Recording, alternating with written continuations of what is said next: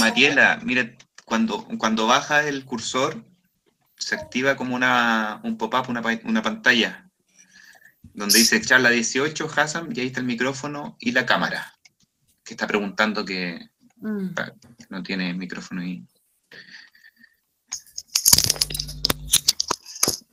Perdón, tío. ¿Estáis seguro que no está?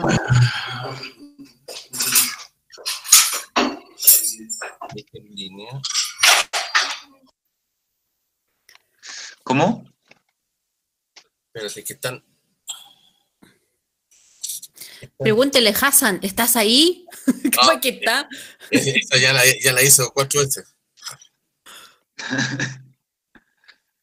Oye, pero fuera de chacota, esta pandemia era una oportunidad como porque ha habido muchas crisis económicas en las que inyectan para mantener el sistema, pues. Pero yo creo que bien organizada, estoy como soñando así súper, así, muy en la nube, que habría sido la oportunidad perfecta, como para, por ejemplo, todos negarnos a comprar determinados suministros que no son necesarios, ¿cachai? Todos negarnos a pagar las cuentas, ¿te fijas? Pero así como muy organizado. Pero es como muy difícil porque está demasiado instalado el individualismo heredado de este sistema, pues, ¿cachai? Ahí llegó Hassan. Sí, de todas maneras, pues vale. ¿Cierto? Es demasiado bello para ser cierto. Ya, me callo. Buenas. No, otra.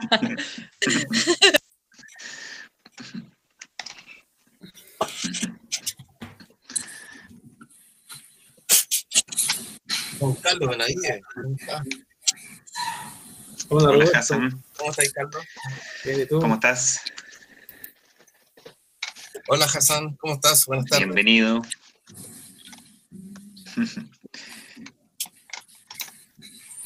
Hola. Bueno. Vamos a comenzar inmediatamente para ocupar bien el tiempo. Primero que todo, darle las gracias y la bienvenida a Hassan Akram, quien amablemente ha querido venir a conversar con nosotros en nuestro ciclo de charlas por un nuevo Chile en Amigos Sociales, donde, bueno, el tema, estábamos recién conversando, Hassan, que el tema y el título bien desafiante y bien contingente. Es decir, una nueva constitución es el fin del neoliberalismo. Tal vez sea la pregunta clave que muchas personas nos hacemos. Hassan, la mayoría de ustedes lo debe conocer, académico de la Universidad Diego Portales, doctor en Ciencias Sociales y Políticas de la Universidad de Cambridge. Bueno, tiene muchos títulos, Hassan. Sin más, Hassan, bueno, darte la bienvenida y la idea es que nos hagas una contextualización del tema propuesto de tal manera que te podamos escuchar con mucha atención y luego, ya sea por preguntas de acá de la misma reunión de Meet o por YouTube que nos llegan por escrito, las vamos seleccionando y vamos conversando libremente. Ese es un poco el formato. Está sin volumen. Yo les voy a pedir a todos, como siempre, que ¿Cuánto tiempo la presentación inicial? ¿Perdón? Es que está sin... ¿Cuánto tiempo para la presentación inicial aproximadamente? Mira, generalmente son 30 minutos, 40, pero siéntete libre. Ya, perfecto. Le pido a todo el resto, por favor, que cierren sus micrófonos, incluido yo, para que no haya un ruido ambiente. Así que, sin más, les dejo con ustedes con Hassan acá. Mucho gusto, Hassan.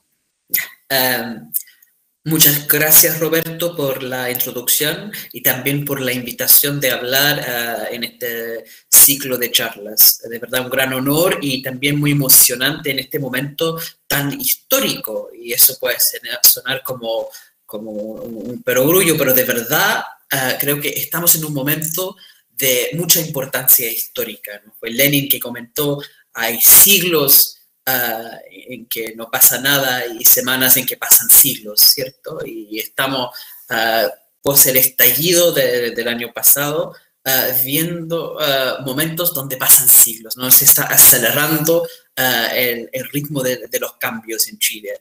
Creo que estamos en un momento de posibilidad de muchas transformaciones que van a determinar el futuro de este país para las próximas décadas. Entonces, es un tremendo privilegio poder conversar en ese momento de reflexión nacional sobre esos temas, y con la esperanza que ustedes como ciudadanos, como vecinos, como parte de esta sociedad crecientemente movilizada, van a también participar activamente en la construcción de un Chile mejor. Entonces, gracias. Bueno, sobre la pregunta, ¿no? El fin del neoliberalismo. Voy, antes que nada, a responder directamente a la pregunta porque quizás tengo una respuesta un poco polémica, y después voy a ir explicando mi justificación por mi opinión, que es que la nueva Constitución no va a terminar con el neoliberalismo. Es muy importante, yo creo, plantear eso de frentón. Yo soy partidario de votar apruebo para el plebiscito. Creo que es de máxima importancia para el futuro de Chile.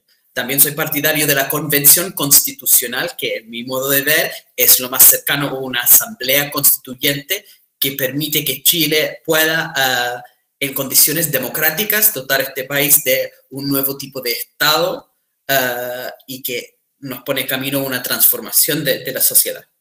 Pero de todas formas, y vuelvo a repetirlo, yo no creo que la nueva Constitución vaya a terminar con el neoliberalismo. No puede, simplemente. Y en ese sentido yo creo que es importante que todos los que estamos en la campaña para el apruebo, que están en la campaña para la transformación de Chile, seamos responsables en explicar cuál es el verdadero alcance de la nueva Constitución y cuál es el camino para las transformaciones posteriores. Porque en eso es lo fundamental. La nueva Constitución no es el fin de un proceso, es más bien el comienzo de un proceso.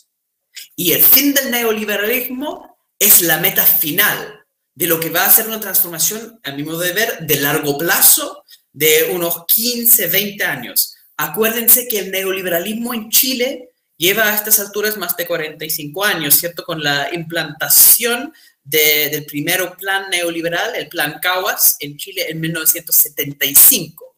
Y posteriormente esta ideología traspasa las fronteras y llega a todos los países más importantes del mundo. Llevemos décadas de implementación de políticas públicas neoliberales y también de la formación o quizás la deformación de los ciudadanos con esta ideología neoliberal. Digo todo eso para decir que la superación del neoliberalismo es una tarea de largo plazo, tal como fue su implantación original. El despertar de Chile, el estallido, llama a la transformación del neoliberalismo. Yo tengo fe en el proceso de movilización social que abrió camino a una eventual transformación de este modelo. Pero es entender que la nueva Constitución es un paso en un largo camino hacia esa transformación. Y una de las cosas más peligrosas para una transformación exitosa es sobreestimar nuestras posibilidades de cambio en el corto plazo, ¿ya? Los cambios profundos tienen que ser más lentos, tienen que ser pausados para que queden bien implementados. Eso quería explicar entonces un poco más detalle de cómo se podría terminar con el neoliberalismo bien, de forma que quede y no vuelva.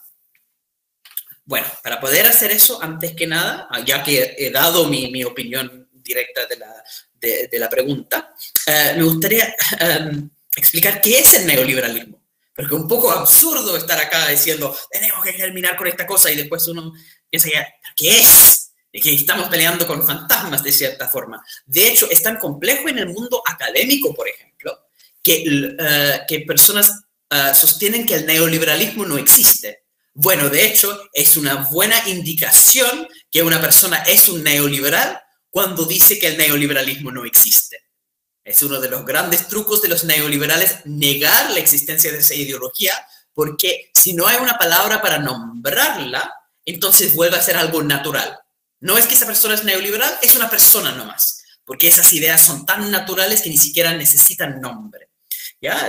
Cuando una persona como Andrés Velasco dice, yo no soy conservador, no sé lo que significa neoliberal, no tengo una idea de ese modelo. Cuando personas como Oscar Landerreche, que pretende ser candidato a la presidencia del Partido Socialista, dice que cuando ocupamos la palabra neoliberalismo, se acaba la seriedad en la conversación.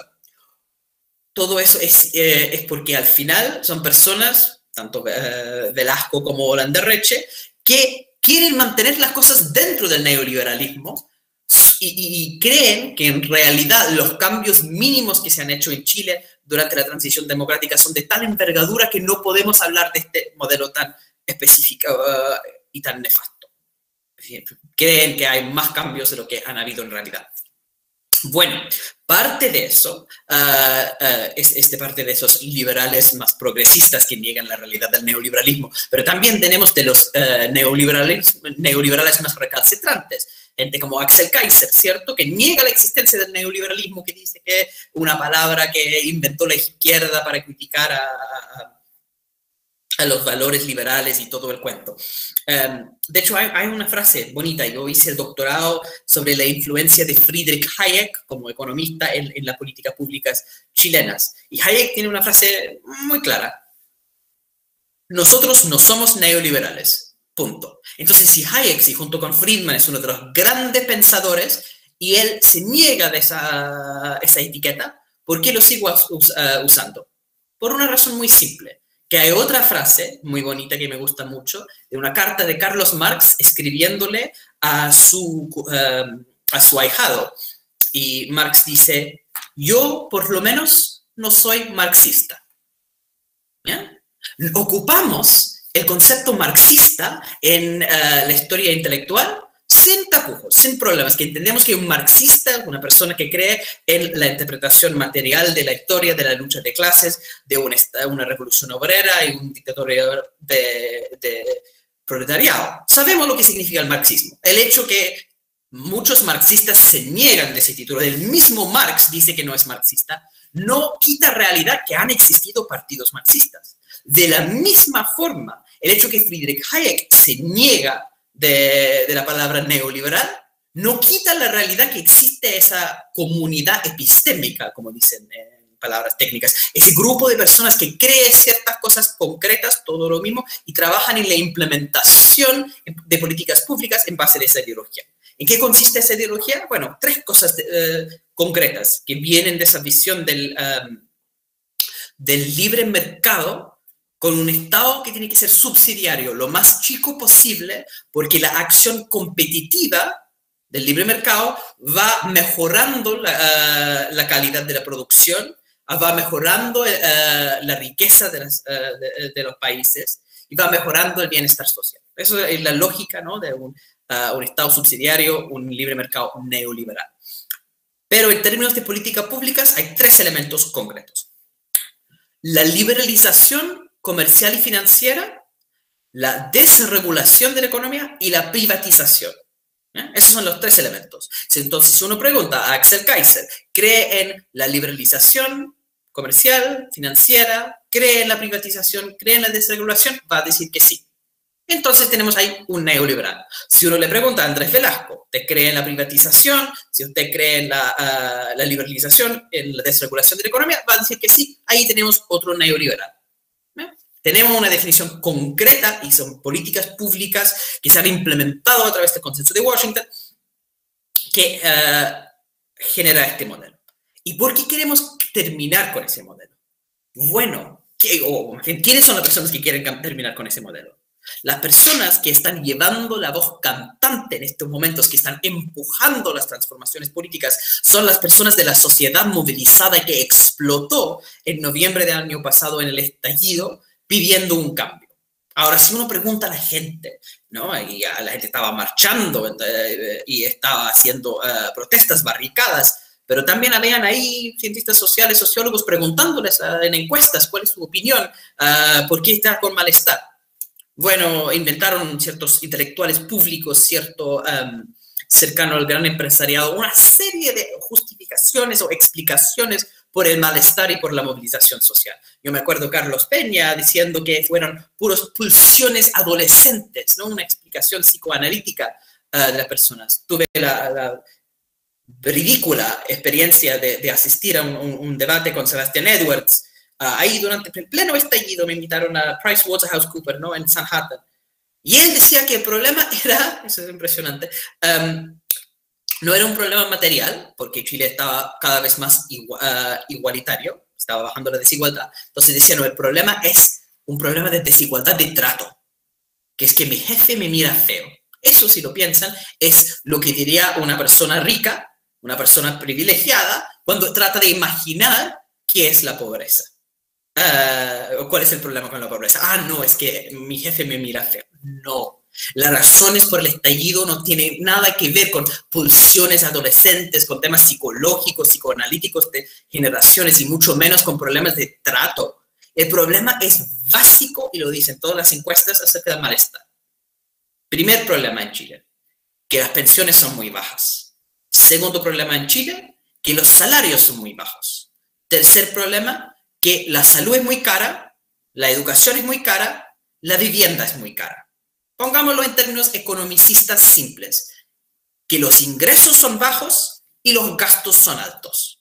Eso es la queja, es una queja material, ¿ya? Entonces, mientras personas como Carlos Peña corrige el movimiento social, dicen, no es posible que es la desigualdad que está generando esto, porque la desigualdad se está mejorando. Con esa arrogancia de esos intelectuales públicos que corrigen el movimiento social, se equivocan, dan las cifras equivocadas. Yo me acuerdo porque Carlos Peña al final está reflejando las cifras que cita constantemente Sebastian Edwards, y que dicen que la desigualdad en Chile se está cayendo. Ya, dos cosas. Se está cayendo en este momento un poquito, según el índice Gini. Pero tenemos una serie de datos desde 1850 en adelante, ahí está la serie de Javier Rodríguez Weber, y entonces la desigualdad en Chile a veces sube, a veces baja, a veces sube. Pero siempre es muy alta la desigualdad en Chile. Y en este momento, la desigualdad está en un momento donde en otros momentos ha sido mucho más desigual, mucho más igual y más desigual también. No estamos en un momento de baja desigualdad si uno toma la serie entera desde 1850.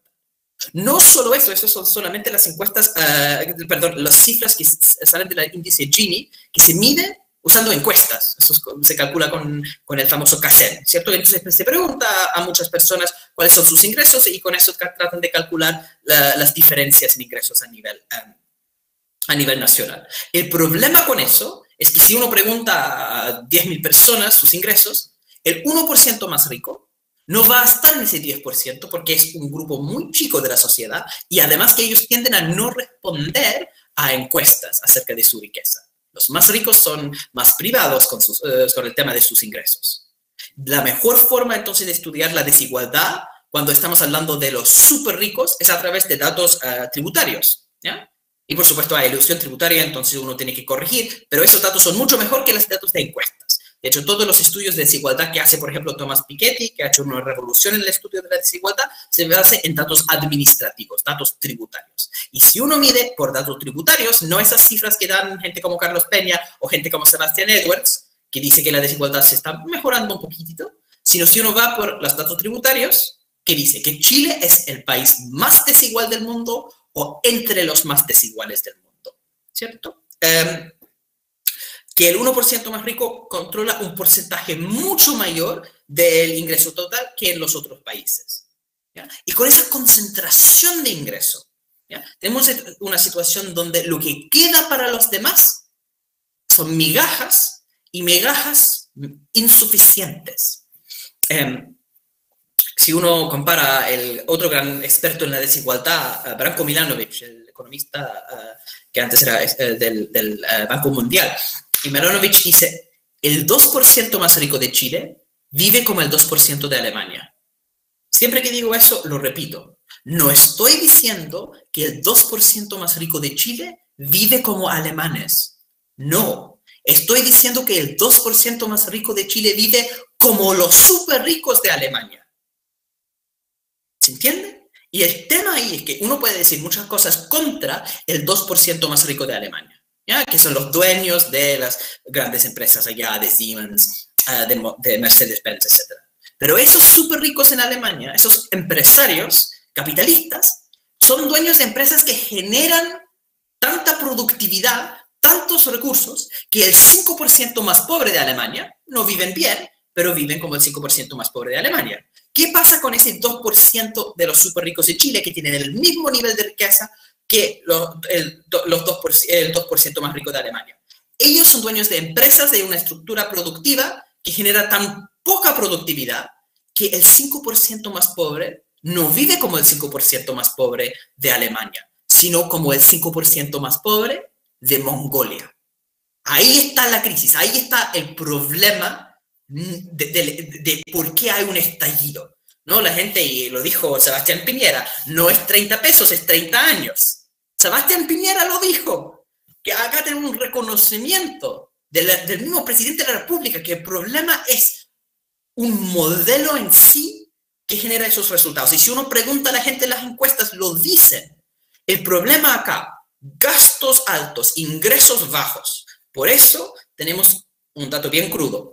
Antes del COVID, 1 de cada 4 chilenos estaba no solamente endeudado, sino con deudas morosas. Ni siquiera podían llegar a fin de mes a pagar todas sus cuotas. Con COVID eso ha aumentado 1 de cada 3.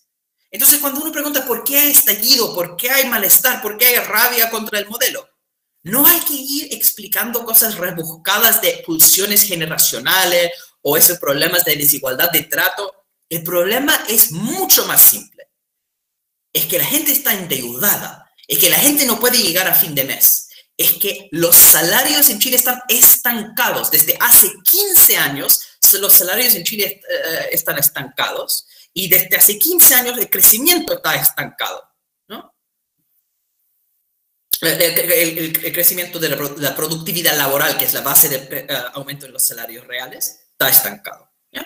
Entonces, ahí estamos en el tema fundamental de este descontento, ese malestar en la sociedad chilena, de este grito de estallido que queremos un cambio. No queremos estos resultados del estancamiento.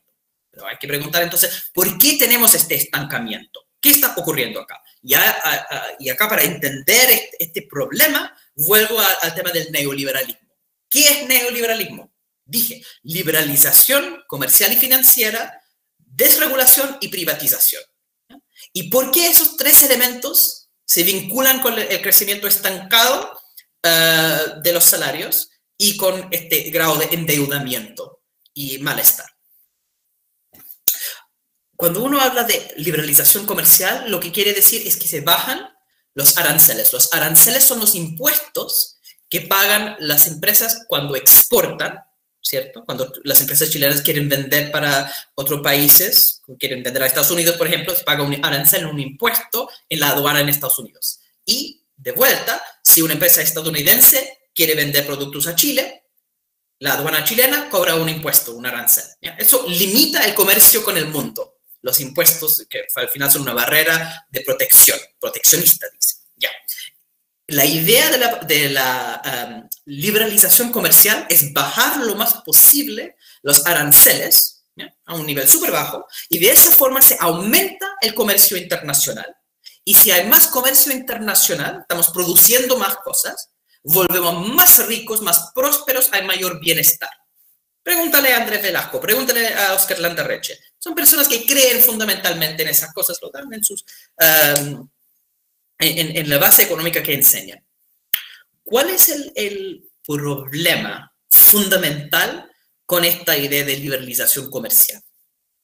Bueno, la idea, yo lo enseño así como en la introducción a economía internacional o en lo que nosotros llamamos economía de desarrollo, que hay esta teoría que se llama de las ventajas comparativas, que es el país se especializa en lo que mejor hace, ¿ya? Y todos los demás países lo hacen y entonces aumenta la productividad. Incluso si un país es mucho menos desarrollado en términos tecnológicos, es mejor especializarse en lo que hace menos mal, porque de todas formas se aumenta la productividad total y se aumenta la riqueza. Ya, para entender eso, yo siempre doy una analogía simple. Supongamos que hay un médico, un cirujano, y ese cirujano tiene una secretaria, una mujer que está frente al computador y le escribe sus cartas, se lleva la agenda y todas estas cosas, ¿ya? Ahora, el médico es mejor haciendo cirugía que la secretaria, obvio, se entrenó para ser médico, para hacer esas cosas. Pero el médico también es mejor escribiendo cartas. Teclea súper rápidamente, es muy ordenado con la agenda, y la secretaria no. La secretaria es mala haciendo cirugía y además teclea lentamente y es mala llevando la agenda. De todas formas, hace más sentido que el cirujano se enfoca en hacer cirugía y contrata la secretaria para llevar su agenda. Porque si el médico decide perder su tiempo en llevar su propia agenda, no puede concentrarse en la cirugía. Entonces, lo que se llama el costo de oportunidad, lo que pierde el cirujano, es que no puede hacer su actividad más productiva. Entonces, se especializa en eso, contratando la secretaria, y eso ayuda al cirujano porque puede enfocarse 100% en eso de ser médico, en hacer cirugía. También ayuda a la secretaria, porque cuando ella está enfocada en este trabajo de llevar la agenda al cirujano, ella está permitiendo un intercambio. Ella puede entonces atenderse en la clínica del cirujano, ¿ya? Es mejor para ella también. Y eso se aplica para los países. Entonces, puede ser que Estados Unidos sea más eficiente en producción de computadores, por ejemplo, que Chile. Y también tiene alguna minería, es más eficiente en minería. De todas formas, es mejor que Estados Unidos se especializa completamente en cosas de alta tecnología y Chile en las cosas que hace mejor, que son de la minería, básica. Porque si Chile decide enfocarse en cosas de alta tecnología, es la misma cosa que una secretaria tratando de hacer cirugía. Una pésima idea. Eso, estoy siendo justo, es la teoría de las ventajas comparativas de los neoliberales. La especialización es lo más eficiente porque permite que la gente pueda hacer lo que hace mejor, permite la especialización y entonces la producción máxima y el bienestar máximo. Ojo, que esa teoría, si uno piensa en términos estáticos, ¿ya? Que nada cambia, es estrictamente cierto. Es muy mala idea que una secretaria haga cirugía, porque no ha sido entrenada para hacer cirugía. Perfecto. Pero el problema con esta teoría, y por algo escogí un ejemplo tan machista con esa división de género, porque, ojo, ¿quién nos dice que la secretaria no puede estudiar en un vespertino medicina y puede llegar a ser doctora ella? ¿Por qué asumimos que su futuro siempre va a ser eso de trabajar llevando la agenda de ese hombre doctor? Tener la idea de que eso es algo estático, algo fijo, es simplemente falso. De la misma forma, pensar que la única cosa que puede hacer un país en vías de desarrollo es vender recursos naturales en vez de hacer cosas de más alta tecnología. Porque en este momento es cierto que Chile haciendo cosas de alta tecnología sería más ineficiente. No lo podría hacer bien. Pero eso no tiene que ser destino. Es una realidad de este momento. Ya. Eso es para decir que las ventajas comparativas de la liberalización comercial no funcionan tan bien, porque limita la posibilidad de transformación productiva. A ver, esto es algo donde el Estado tiene que actuar para intervenir en el libre mercado, porque es eficiente en este momento solamente especializarse en la minería. Correcto. De hecho, si uno piensa, por ejemplo, en el Chile de los años 20, para cada individuo empresario, ¿cuál es la cosa más rentable para Chile? Invertir en salitre. Si hay un empresario en los años 20 que no está invirtiendo en salitre en Chile, es un tonto, no es un visionario. Es un empresario que no sabe lo que está haciendo porque la mejor inversión es en salitre, es la cosa que más utilidad va a generar. Y un empresario que ignora eso va a terminar quebrándose. Pero lo que es racional para cada individuo, cada empresario en cuanto individuo, no es racional para toda la sociedad. porque ¿qué pasa si todos hacen eso de, bueno, es lo racional, lo más rentable, es invertir en salitre? Uno termina con 70% de las exportaciones chilenas siendo salitre, y cuando baja el precio de salitre, porque los alemanes comercializan el salitre sintético, colapsa la economía entera. Era racional para cada individuo, empresario, pero no era racional para la sociedad. El Estado chileno, que es la única institución que puede ver esto a nivel nacional y decir, perfecto, cada empresario está invirtiendo en lo que es racional para él, generando más utilidades a corto plazo, y casi siempre son hombres, invirtiendo en lo que es racional para él. Pero como sociedad lo que necesitamos es una diversificación, porque en este momento el precio de salitre está alto, hoy en día el precio de cobre es alto, pero en algún momento va a bajar, y cuando baja vamos a tener que hacer otras actividades. Hay un término técnico para eso, que es útil recordar, que es la perfecta movilidad de factores. Los economistas, tipo Andrés Velasco, tipo Escuela Landerreche, lo que asumen el gran error de esa visión neoliberal de la economía, ¿ya?, es que se basa en esa idea de la perfecta movilidad de factores, que dice que efectivamente, si todos están trabajando en salitre o todos están trabajando en cobre y baja el precio, entonces los trabajadores rápidamente van a encontrar pega en otra cosa, y que los capitales, las máquinas, las empresas que tienen invertidas en esas actividades, rápidamente van a cambiar de salitre y a hacer otras cosas. No es así. Tenemos tantas tragedias en el mundo donde bajan los recursos naturales, y ¿qué hace la gente? Producir más recursos naturales. Eso es lo contrario de la racionalidad económica. Baja el precio y la gente produce más. ¿Por qué? Porque no tienen otra actividad, no tienen otra opción. Pasa mucho en el Brasil y en África con café, que baja el precio de café, y ¿qué hace un pequeño parcelero trabajando con plantas de café? Produce más café para poder ganar lo mismo que antes, ahora que el precio es más bajo. El tipo que está produciendo café no puede decir, el precio de café baja, yo tengo que empezar a producir computadores. Eso no ocurre en la realidad. En la perfecta movilidad de factores de la economía neoclásica ocurre instantáneamente. En la práctica no es así. Entonces, cuando uno quita el Estado, que es el ente que debe velar por la diversificación de la economía, para la tecnificación, para el aumento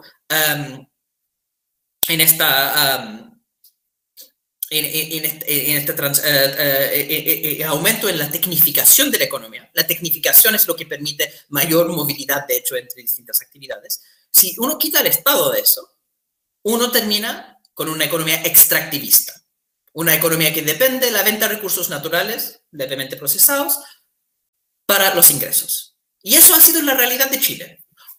Es cierto que en los años 80 en Chile había gente mendigando, había niños mendigando a pata pelada. Y hubo una cierta transformación en la economía chilena.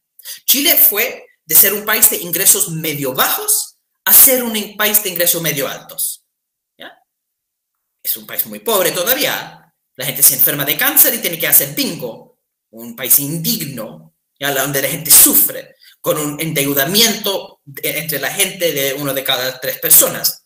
Pero no hay niños mendigando a pata pelada como en los años 80, porque hizo cierta transformación. Esa transformación productiva se hizo porque lo que ocurrió es que, bueno, se bajaron los aranceles, se aumentó la cantidad de países a los cuales Chile exporta. Se diversificó algo la economía. Entonces, en los años 90 sí hubo cierto aumento en los salarios reales de la gente, ¿no? Entonces yo escucho a la gente de la Concertación, Ricardo Lagos y su hijo, y yo escucho también a gente como Carlos Peña, que nos critican a nosotros diciendo que son pulsiones generacionales de esos adolescentes que están marchando. Y yo pienso que el verdadero problema generacional en Chile es de esas personas, de esa generación que piensa que todavía estamos en los 90. En los 90 sí hubo cierto crecimiento de los salarios importante, un aumento en la posibilidad de consumo para las clases populares. Es real eso, ¿ya? Pero eso ocurrió en los 90 y se estancó. Entonces hoy día tenemos malestar porque ese modelo de vender recursos naturales, cuando los precios están altos, da cierto espacio, pero cuando bajan los precios, el modelo se agota. Y la rabia que vemos hoy día en el estallido tiene que ver con esos salarios estancados, tiene que ver con esa productividad estancada, tiene que ver con la con la liberalización comercial sin un Estado que hace diversificación productiva. Y la primera idea del neoliberalismo es eso, de la liberalización comercial. Y eso es lo que está generando el problema económico de bajo crecimiento y está generando el malestar. Entonces, yo creo que con el estallido sí hay demanda para superar el modelo. No es que uno pregunta a la gente qué quiere, por qué está en la calle, y la gente dice, yo estoy en la calle porque yo quiero terminar con el neoliberalismo. Bueno, algunas personas van a decir eso, pero en general ese no es el discurso. La gente está en la calle por quejas concretas, ¿cierto? En 2011 los estudiantes estaban en la calle junto con sus padres porque la educación en Chile, si uno controla por el ingreso de las personas, la educación superior es la tercera más cara del mundo. Más cara que Estados Unidos, incluso, en términos relativos, si uno controla por ingreso.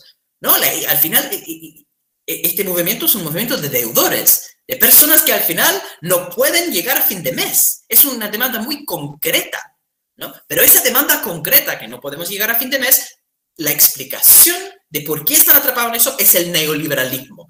Es este patrón de liberalización comercial que implica una economía no diversificada, una economía estancada en términos de productividad laboral y en aumentos en salarios, ¿ya? Y además, porque dije que era liberalización pero comercial, también financiera, que explica el endeudamiento con la explosión de la banca, y también la privatización de los derechos sociales o la mercantilización de los derechos sociales, que hemos visto mucho en Chile, ¿no? Cuando yo empecé dando la lista de las causas del malestar, dije todas cosas de ingresos bajos, salarios bajos, pensiones bajas. Pero también hablé de gastos altos, salud, educación, vivienda. Y ahí está la otra pata del neoliberalismo. La privatización de los derechos sociales implica altos gastos. Yo soy británico, en Inglaterra si uno se enferma, se paga la salud. ¿Cómo? Con impuestos generales y salud gratis a punto de acceso. Todos, desde los multimillonarios hasta las personas en situación de calle, todos se atienden en los mismos hospitales. Es un sistema público, ¿ya? Y uno no tiene que pagar. Acá incluso la gente de bajos recursos que están en FONASA pagan en clínicas exámenes médicos, porque se privatizó a tal nivel los derechos sociales y eso que los costos es necesario pagar porque el sistema público es tan destruido. La gente habla tantas maravillas de las clínicas privadas. No es una sorpresa que funcionan tan bien las clínicas privadas. Si las ISAPRES tienen una minoría de los pacientes y una mayoría de las horas médicas. Y FONASA tiene una mayoría de pacientes y una minoría de horas médicas. FONASA no funciona porque las ISAPRES están chupando sus recursos.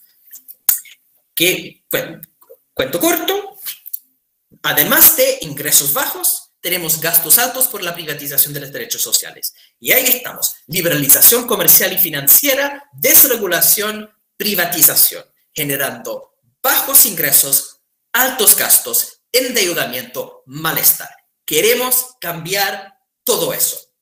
Entonces yo creo, voy a ir terminando porque no he hablado de la Constitución y todo eso, yo dije al principio, el tema acá es que la nueva Constitución no va a cambiar el neoliberalismo. Y aquí es donde yo quiero ser muy específico en explicar por qué es tan bueno que el estallido haya tenido una salida constituyente. Pero de todas formas no va a terminar con el neoliberalismo. Bueno, la pregunta obvia, ¿cómo se puede terminar con el neoliberalismo? Damos ejemplos. En el caso concreto de pensiones. Las pensiones en Chile son súper bajas porque tenemos un sistema de capitalización individual, ¿cierto? Donde la pensión depende de cuánto uno ha ahorrado durante la vida laboral, ¿cierto? Y por supuesto, puesto que en Chile es un país súper desigual, la mayoría de personas tienen ingresos súper bajos. Entonces, esas pensiones son súper bajas. Toda la desigualdad del mercado laboral se traduce a nivel de pensiones también. ¿Cómo cambiar para subir las pensiones? Fácil. Hay que sacar lo que se llama el Decreto Ley 3500. Y decreto ley 3.500 es una ley de quórum calificado, o sea, con una mayoría absoluta de los senadores y diputados en ejercicio se puede cambiar. Ni siquiera tiene quórum alto. ¿Cómo se cambia? Simplemente con una ley simple. Y el otro problema, pensiones bajas, salarios bajos. ¿Cómo se suben los salarios? Bueno, que sabemos que en Chile, si uno mira todos los salarios en Chile comparado con las utilidades de los empresarios, los salarios son bajos. Porque en las empresas no hay negociación de parte de los sindicatos para subir salarios de forma seria. Si uno compara los países que tienen lo que se llama negociación colectiva a nivel ramal, ¿sí? A nivel sectorial, con los que tienen por ley negociación a nivel empresa, los países que tienen negociación ramal tienen salarios más altos. Alemania, Francia, Uruguay, si estamos hablando del vecindario. Entonces, sería otra cosa muy simple. Además de cambiar decreto ley 3.500, uno cambia el código laboral, que tampoco está en la Constitución. Leyes simples para hacer un nuevo país. Chile se cambia, el modelo neoliberal se cambia haciendo leyes simples para deshacernos de estas cosas, ¿cómo se llama? Neoliberales. El problema ahí de la Constitución es que, por ejemplo, si uno cambia el código laboral, ¿qué va a decir el Tribunal Constitucional? Lo va a declarar inconstitucional. Lo sabemos porque la señora Bachelet, no quiero sonar como Piñera constantemente quejándome del gobierno anterior, pero fue un muy mal gobierno, la señora Bachelet hizo una reforma laboral mínima. Es curioso, de hecho era una reforma laboral menor, que restituyó menos derechos que la propuesta original de José Piñera. Imagínense que la propuesta de reforma laboral que hizo con el Partido Comunista en el gobierno, la reforma laboral era peor que la reforma de José Piñera. Pero de todas formas, esa reforma, que era mínima, fue declarada inconstitucional por el Tribunal Constitucional. Entonces, podemos hablar de leyes simples para cambiar el neoliberalismo, pero son constantemente desautorizadas por la institucionalidad de la Constitución. Entonces, la nueva Constitución no va a hacer las nuevas leyes. No es que la Constitución incluye leyes, eso es poco democrático al final. Porque lo que la Constitución no es una serie de leyes, es una descripción de cómo se hacen las leyes. Entonces efectivamente, lo que hay que hacer es crear una nueva Constitución que democratiza el país y que permite en el futuro que se puedan hacer estas nuevas leyes para acabar con el neoliberalismo. Es muy importante que eso sea un proceso con etapas bien diseñadas. El primer paso es de democratizar, porque no se puede hacer reformas, ¿cierto? No se puede hacer reformas sin tener la Constitución resuelta. Porque si uno trata de hacer eso, uno termina con la nueva mayoría. Hace las reformas y la Constitución las deshace, ¿ya? Pero tampoco se puede hacer todo al mismo tiempo. Ahí tenemos el mal ejemplo de la Unidad Popular, que trata de hacer las reformas, se da cuenta que las reformas no son factibles de hacer con un Estado como tan débil como la de los años 70. Entonces trata de hacer una reforma constitucional al mismo tiempo. Tiene un proyecto de reforma constitucional, la Unidad Popular, que proponen en 1972. Entonces tratando de hacer todo a la vez. Un desastre. Lo que tenemos que hacer, y en eso tenemos el buen ejemplo en Chile, no de la Unidad Popular, ni de la nueva mayoría, sino del Frente Popular. ¿Y cuál fue la tremenda ventaja del Frente Popular? Que por un accidente de historia pudo hacer los cambios, los mismos cambios de transformación que buscan esos otros gobiernos, pero de forma pausada. Primero, 1925, nueva Constitución. Después, un tremendo aumento en sufragio, en votación, en participación política. Y cuando hay más participación política, se empiezan a hacer nuevos cambios económicos, se crea la Corfo y se cambia el modelo económico. Eso es el orden. Primero necesitamos una nueva Constitución. Eso no acaba con el neoliberalismo, no sube pensiones, no sube salarios. ¿Qué hace? Nos da democracia. Necesitamos una nueva Constitución simplemente para tener democracia. Pero después de tener democracia, podemos entonces transformar la política en este país para que no sea los amigos de siempre, sino un nuevo tipo de política. Y con eso finalmente se puede cambiar el modelo económico. el neoliberalismo se puede acabar en Chile. Yo confío que ese proyecto es factible. Podemos hacer nuevas leyes, nuevas políticas públicas que deshacen de este modelo neoliberal. Podemos tener un código laboral con negociación ramal para subir salarios. Podemos tener un sistema de seguridad social para subir pensiones. Podemos hacer todo eso, pero para hacerlo bien, necesitamos primero hacer cambio constitucional, después una transformación política y después una transformación del neoliberalismo como modelo económico. Es muy importante tener esto en fase, si no lo hace en orden, uno termina inmovilismo, como la nueva mayoría, caos e inflación, como la Unidad Popular, y eso no porque los proyectos de esos gobiernos eran en sí malos. Si uno lee las ideas, son razonables las ideas de transformación, pero cuando tratan de llevar eso a la práctica porque no lo hacen en orden, se colapsa. Entonces yo creo que lo lindo de este momento, la tremenda ventaja histórica que tenemos, es que estamos abriendo la posibilidad para la transformación de este modelo en un orden pausado, planificado, pensado, para hacer los cambios bien y para que queden. ¿Ya? Y eso yo diría es lo fundamental. Y en eso, para terminar finalmente, para que podamos tener una conversación, perdón por alargarme tanto. Tengo una preocupación en este momento, que si uno mira la historia constituyente de América Latina, hay un deseo de la gente de tener más derechos. Y la gente imagina que poniendo más derechos en la Constitución van a tener más derechos en realidad. Entonces, por ejemplo, la Constitución actual chilena garantiza a todo ciudadano el derecho de vivir en un medio ambiente libre de contaminación. Eso, pregúntale a la gente de Quintero y Puchuncaví qué significa eso. Poner derechos en la Constitución no cambia nada en realidad. América Latina está lleno de países con constituciones lindas, largas, pretenciosas, que hablan de todos los derechos, pero la gente vive privada de esos mismos derechos. El problema fundamental ahí es que lo importante en la Constitución no es la linda declaración de derechos, lo que los abogados llaman la parte dogmática, sino la parte institucional, lo que los abogados llaman la parte orgánica. Porque lo que necesitamos, y la derecha es peligrosa porque la derecha va a decir, sí, pongamos más derechos, pongamos derecho a la educación, pongamos derecho a la seguridad social, pongamos buenas pensiones, buena salud, todo en la Constitución. Pero no van a querer cambiar el Tribunal Constitucional.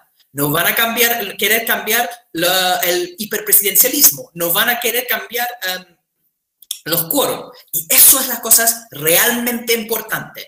Tenemos que no poner más derechos en la Constitución. Ojalá que sea una Constitución lo más corta posible, pero en términos de derechos, porque son poco importantes, pero ojalá que sea una Constitución que democratice el país, que saca todos los elementos contramayoritarios para que podamos hacer leyes en Chile con 50% más uno de los diputados y con la gente movilizada, protestando, empujando, obligando a la clase política a hacer lo que nosotros queremos, que es la eventual transformación de este modelo hacia algo no neoliberal, de un Estado no subsidiario, sino solidario.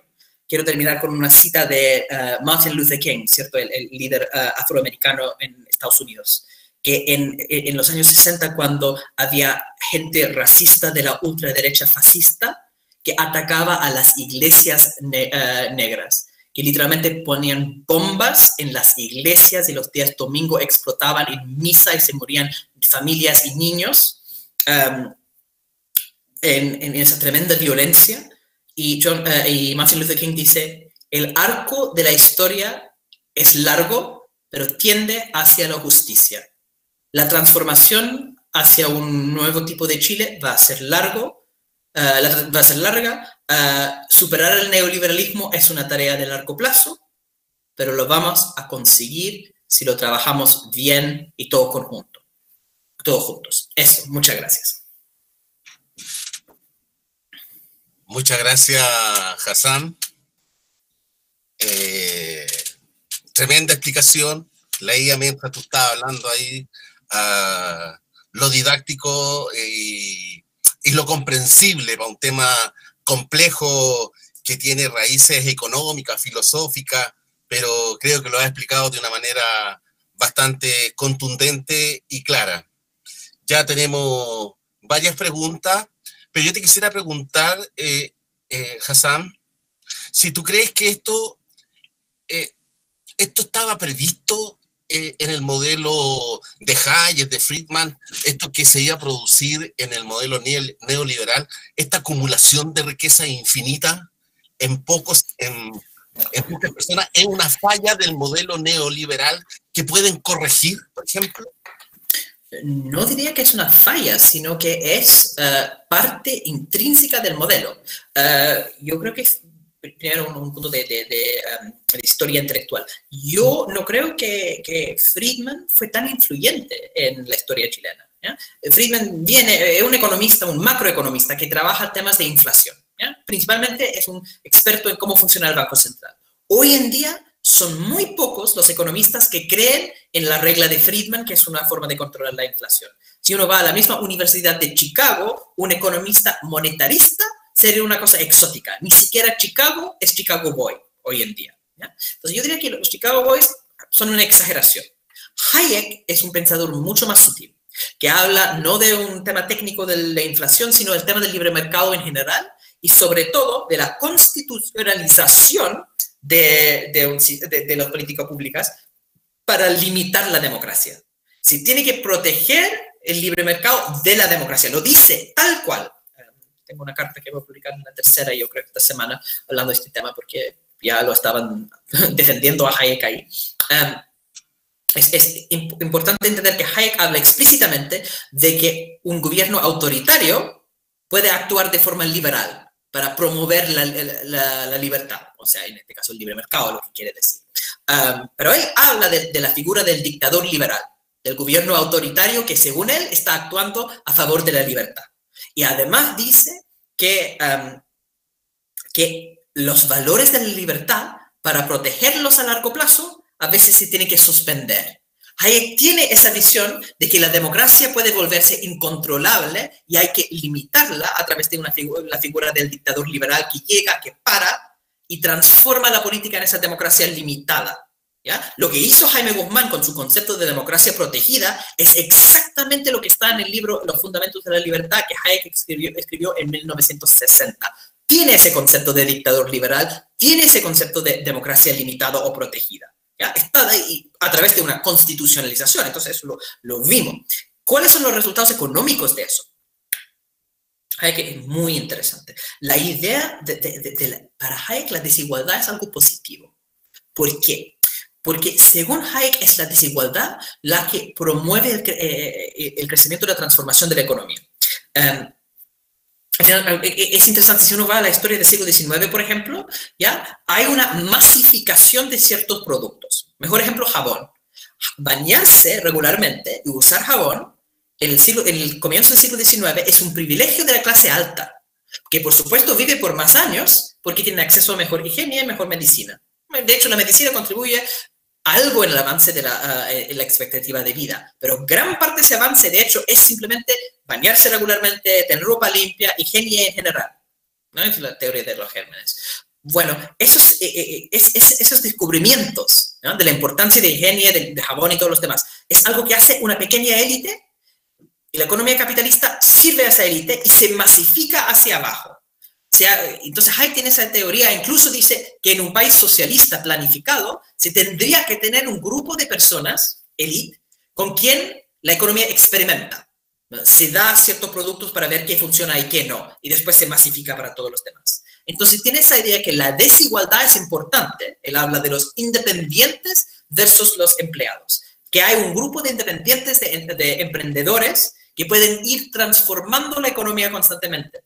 En un texto que se llama Capitalismo y los historiadores, dice que el proletariado solamente existe gracias a la burguesía. Es solamente gracias al capitalismo que ellos tienen vida, porque solamente con el tremendo aumento en la productividad que podemos tener esa gente viva. Y de cierta forma es cierto, porque, ojo, en los comienzos del siglo XX, perdón, comienzos del siglo XIX o poco antes, comienzos del siglo XVIII, digamos. ¿Cuánta gente trabaja en el agro?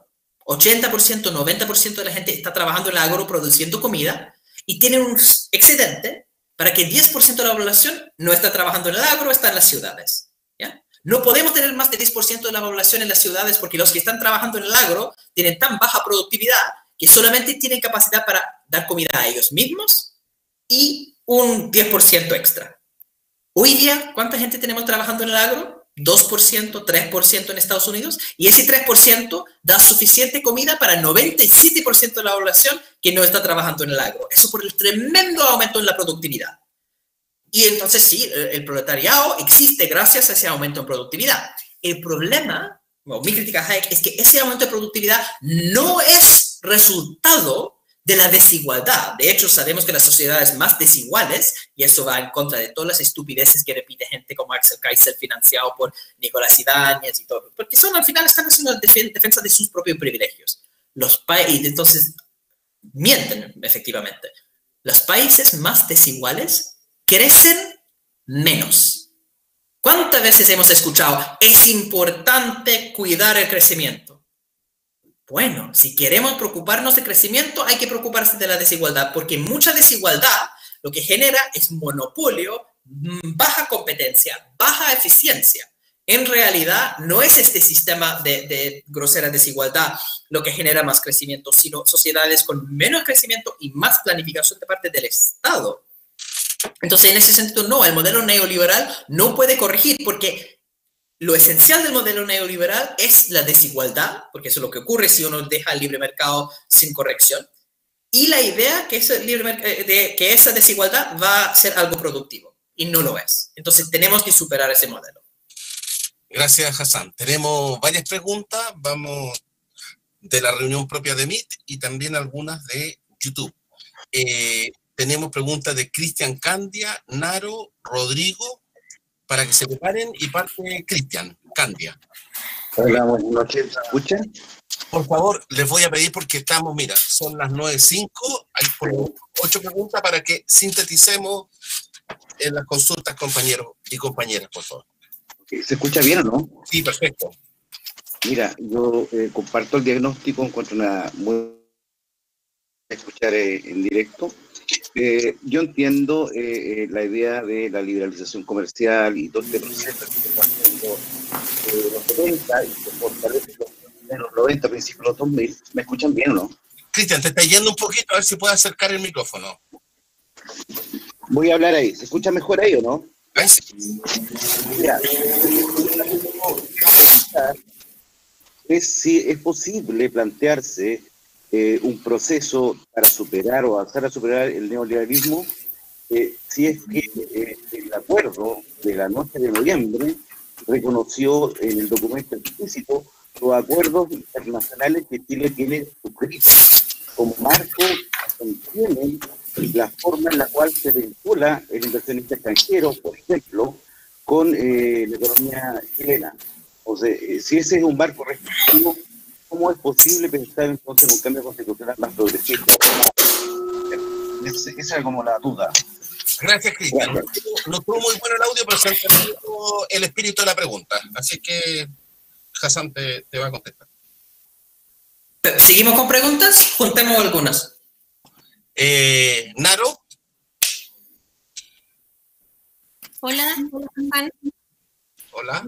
Más que nada, es una reflexión, porque yo no entiendo el sistema neoliberal desde la ciencia, de verdad, porque los recursos naturales son limitados, tenemos una crisis ambiental prácticamente sin retorno, y si el sistema neoliberal existiera libremente, sin ninguna traba, sin ninguna lucha social, esta gente es terraplanista, o sea, destruiría la Tierra en pocos años. O sea, mi pregunta es, ¿esta gente reflexiona en que esto no tiene sustento ambiental? Eso no logro entenderlo desde la economía. ¿Cuál es el fin de esto? ¿Esclavos y señores? Pero ¿para gobernar qué? ¿Para vender qué? Y después no va a haber planeta. Eso, reflexión. Gracias. Gracias, Naro. Hassan, ¿prefieres que te hagan las preguntas? Sí, una pregunta más. Una pregunta más. Rodrigo Berlín. Vamos a ver. ¿Me escuchan bien? Sí, perfecto. Ya, mire, bueno, Hassan, lo conocemos en varios espacios de opinión durante la semana. Un agrado escucharlo. Hay una cuestión muy esencial de Chile y que quizás es una de las bases de todo lo que es el modelo vigente, que es el origen de la empieza en Chile. Durante el chat también hablaron de que Chile no es un país ni siquiera neoliberal, o sea, es más neoliberal que el neoliberalismo mismo, por un lado, y fundamentalmente es un país rentista, ¿ya? Mi pregunta o mi comentario es, una de los grandes temas, aparte de lo que comentó de la alusión tributaria para bajar esta enorme desigualdad que existe, uno de los grandes temas dentro de la Constitución, aparte de la democracia y lo ambiental, tiene que ver con la propiedad del agua, porque toda la base productiva, la matriz productiva de lo que es la economía en general, que algunos dicen que es muy diversa, tiene un punto en común que es esencial, que es la propiedad del agua. Eso fundamentalmente. Gracias, Rodrigo. Ahí completamos las tres que pueda responder. Ya, bueno, muchas gracias por las preguntas, son bien específicas, así que voy a dar respuestas directas. Primero, la pregunta de Cristian es sobre el artículo 135 del Acuerdo por la Paz, ¿ya? Lo voy a leer para tener claridad acerca de lo que estamos hablando, ¿ya? El texto, eso es de Ley 21.200, que es el Acuerdo por la Paz, ¿no? El que modifica la forma de cambiar la Constitución para hacer el plebiscito y después abrir a una convención constitucional. Y dice en el artículo 135, el texto de nueva Constitución que se someta a plebiscito deberá respetar el carácter de República del Estado de Chile y además las sentencias judiciales firmes y ejecutoriadas y los tratados internacionales ratificados por Chile y que se encuentran vigentes. Repito, artículo 135, 135. El texto de nueva Constitución que se someta a plebiscito deberá respetar los tratados internacionales ratificados por Chile y que se encuentran vigentes, ¿ya? Esto no es ningún tipo de límite a lo que puede hacer la Convención Constitucional a futuro, ¿ya? Si uno compara con otros procesos constituyentes, porque al final un tratado internacional es algo que se ha acordado con otro país, ¿cierto? Entonces uno no puede desconocer los tratados actualmente establecidos, porque eso es una materia de acuerdo con otro país. Si uno lo hace, entonces el otro país puede tener problemas con uno, ¿ya? Ahora, hay formas en el derecho internacional de enfrentar eso, ¿no? Dice, se deberá respetar los tratados internacionales, ¿ya? Respetar los tratados internacionales simplemente implica seguir sus reglas. Mantenerla dentro de ellas no es la misma cosa que seguir sus reglas. Ojo, ¿ya? ¿Por qué esta disposición está dentro del acuerdo? Porque querían establecer que los tratados internacionales de derechos humanos no se van a tocar. Chile va a mantener sus compromisos de derechos humanos. Ah, dicen la gente escéptica, pero también están los tratados de libre comercio, ¿ya? Pero hay una tremenda diferencia entre los tratados de libre comercio y los tratados de derechos humanos. ¿Cuál es la diferencia? Que no se puede salir de un tratado de derechos humanos. Mientras que todos, sin excepción, de los tratados que ha firmado Chile, que son tratados comerciales, incluyen mecanismos para salir de ellos. Todos. Y no es una falta de reconocimiento, no es no reconocer esos tratados, salir de ellos según sus reglas, ¿ya? Entonces, ¿cómo se trata un problema si uno quiere retirarse de los tratados de libre comercio? ¿Ya? La Constitución boliviana de 2009 enfrentó precisamente este mismo problema. Entonces, ¿qué dice la Constitución boliviana? En el artículo 320, inciso 2. Toda inversión extranjera estará sometida a la jurisdicción, a las leyes y a las autoridades bolivianas. Y nadie podrá invocar situación de excepción. ¿Eso qué quiere decir? Que los tratados de libre comercio que establecen tribunales paralelos, tribunales de arbitraje que son sesgados a favor de los empresarios, no tienen jurisdicción en Bolivia. Eso dice la Constitución boliviana. También dice, artículo 366, no se reconocerá en ningún caso tribunal ni jurisdicción extranjera y no podrán invocar situación excepcional alguna de arbitraje internacional. Hay 2 veces en la Constitución, ellos dicen que no se puede usar esos tratados de libre comercio con arbitraje. Ya, pero ojo, Bolivia tenía en ese momento firmado tratados que tenían arbitraje. ¿Eso es un problema? Por supuesto, es un problema si hay una regla que dice que hay que respetar los tratados o si no hay una regla que dice que hay que respetar los tratados. Da igual esa regla. Es una realidad, porque si uno dice, yo voy a rechazar esos tratados, el problema que existe es que esos tratados están firmados y los países con quien uno firmó esos tratados van a decir, oye, ¿qué está pasando acá? Y van a entrar en conflicto con uno. ¿Por qué se pudo hacer eso en el caso boliviano entonces? Porque una cosa sí, muy importante, lo siguiente, que es la 9ª disposición transitoria de la Constitución boliviana, ¿ya? Sí. Que dice, en el plazo de 4 años desde la elección del nuevo órgano ejecutivo, nuevo gobierno, este denunciará y en su caso renegociará los tratados internacionales que sean contrarios a la Constitución. Cristian desapareció, pero espero que entienda el punto, ¿no?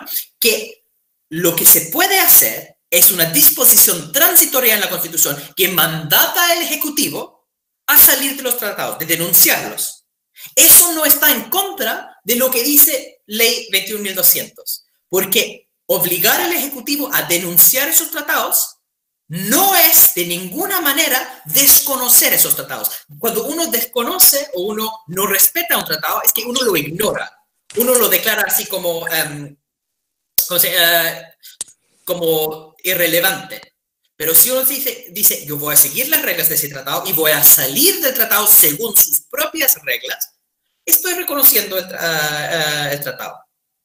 ¿Ya? Y dicho sea de paso, la ley 21.200 no tiene ninguna medida si alguien de la derecha piensa que poniendo una disposición transitoria de ese tipo transgrede la ley 21.200, no tienen forma de reclamar, porque de hecho este artículo no está entre los artículos que se pueden reclamar jurídicamente. No tienen manera de hacer eso vinculante ni siquiera. Entonces la interpretación mía, que es definitivamente la correcta en términos jurídicos, que es la interpretación que uno puede, simplemente poniendo una disposición transitoria, salir de esos tratados de libre comercio.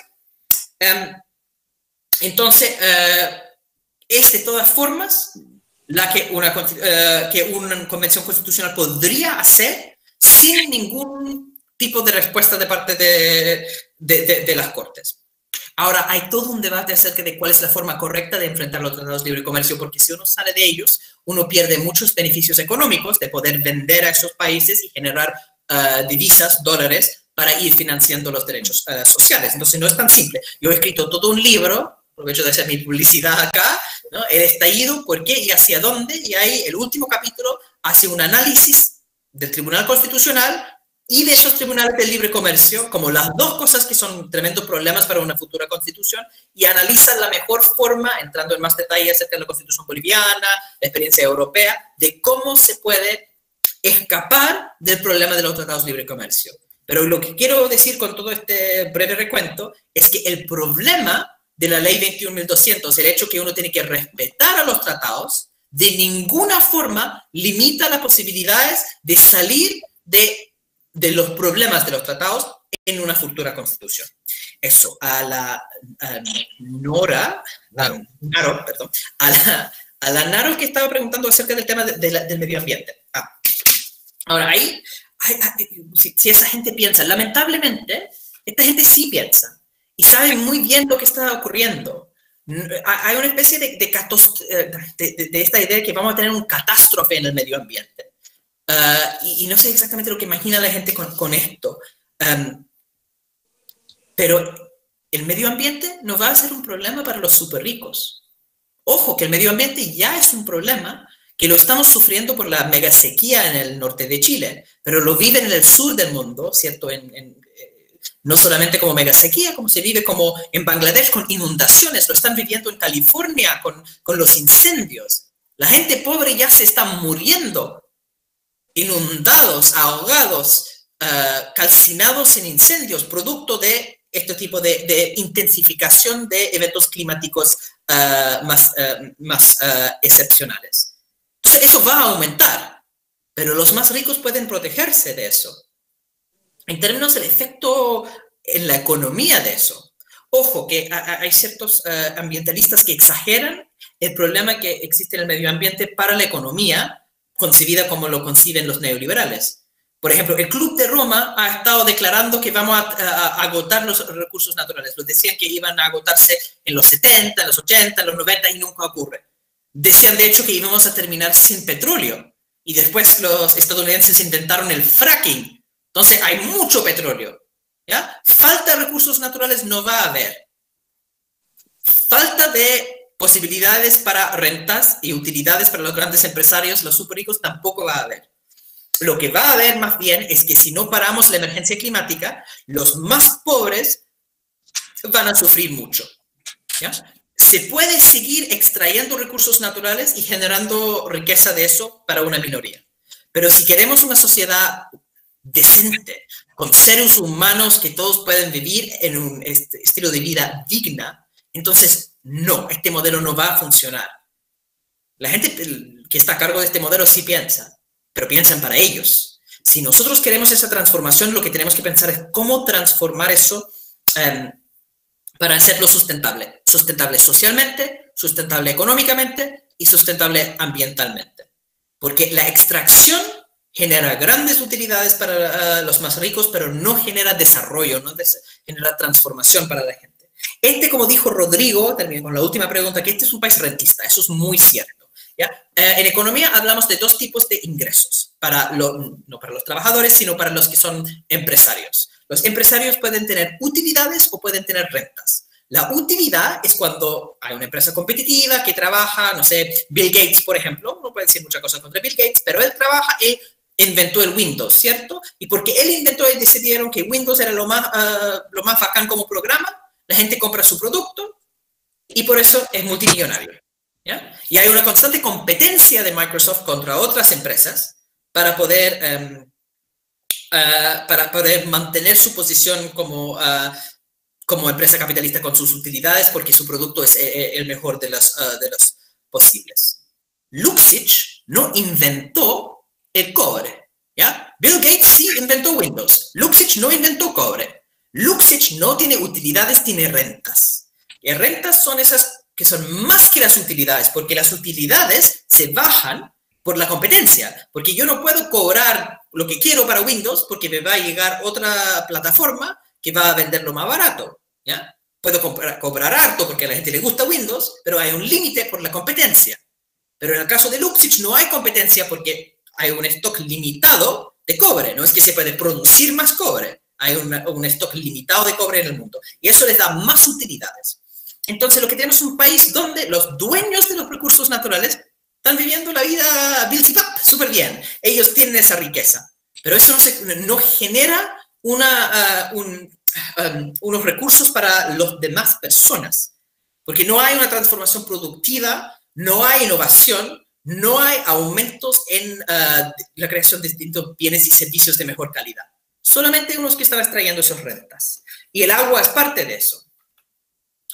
Lo que necesitamos urgentemente con agua, con cobre, con litio, es un Estado capaz de regular el uso de todos esos bienes y servicios para permitir mayor crecimiento, pero crecimiento verde, crecimiento responsable, donde el Estado asegura que no es crecimiento por extracción, sino crecimiento por innovación. En ese sentido, yo siempre digo, y aunque eso me ha costado explicarlo a ciertos medioambientalistas, es cierto que el desarrollo del litio tiene problemas en los salares del norte, genera problemas de agua y todos los demás. Sin embargo, es probablemente la cosa que más ayuda podría hacer en frenar la emergencia climática.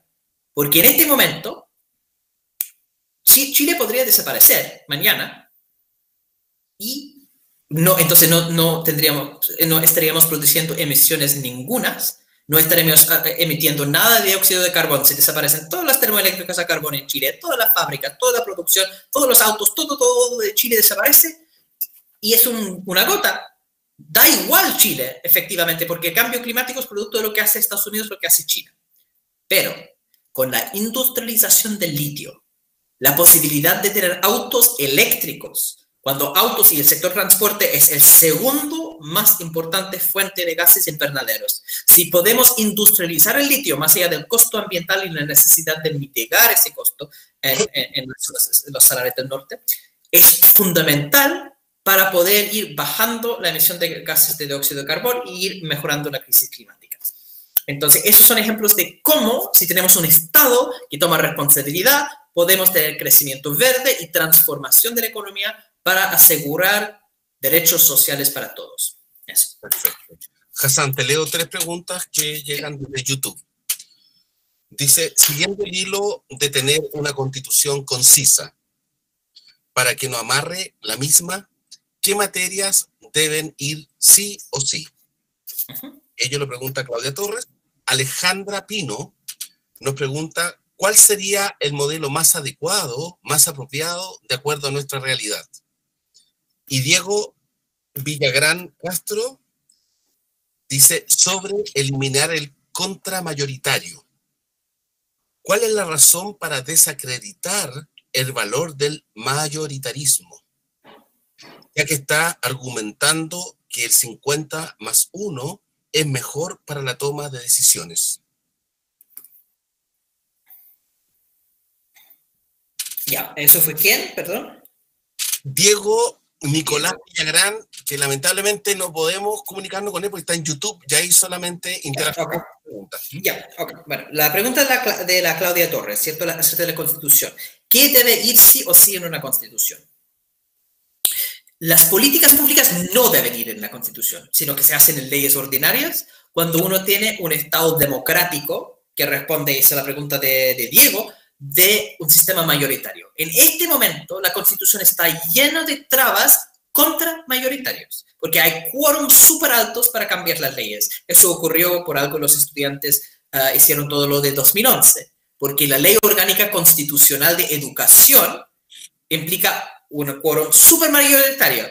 Tenían 50%+1 para cambiar la educación en Chile, pero la minoría puede bloquear eso, ¿cierto? Entonces, eso es un ejemplo de cómo las leyes en Chile actualmente son contra mayoritarios. Otra cosa ocurre, como dije, con el cambio del Código Laboral, que debe ser mayoría simple, pero el Tribunal Constitucional, una minoría, bloquea la opción de la mayoría. Estos son ejemplos del sistema contramayoritario que existe en la Constitución de 80, y eso es lo que sí o sí hay que sacar y poner en la Constitución, por ejemplo, que si va a existir un tribunal que va a declarar inconstitucional leyes, eso no puede ser el Tribunal Constitucional, se tiene que eliminar el Tribunal Constitucional chileno, ¿no? Puede existir un órgano de control de constitucionalidad, ¿ya? Porque se quiere hacer una ley que transgrede los derechos básicos de las personas. ¿Cómo funciona eso en Estados Unidos, por ejemplo? Ya se hace la ley que ha pasado por todo el proceso de deliberación en el Congreso, pasa al Senado y todos los demás. La Corte Suprema no puede simplemente declarar eso inconstitucional. Tiene que empezar a regir, tiene que transgredir los derechos de unas personas específicas y después sube en el proceso judicial y en algunos casos, si la Corte Suprema decide verlos, puede cuestionar la constitucionalidad de una ley. Es un proceso súper engorroso, difícil y complejo, como debe ser, porque uno está yendo en contra de la voluntad democrática, declarando una ley inconstitucional, ¿ya? Lo que necesitamos en la nueva constitución es eliminar el poder o potestad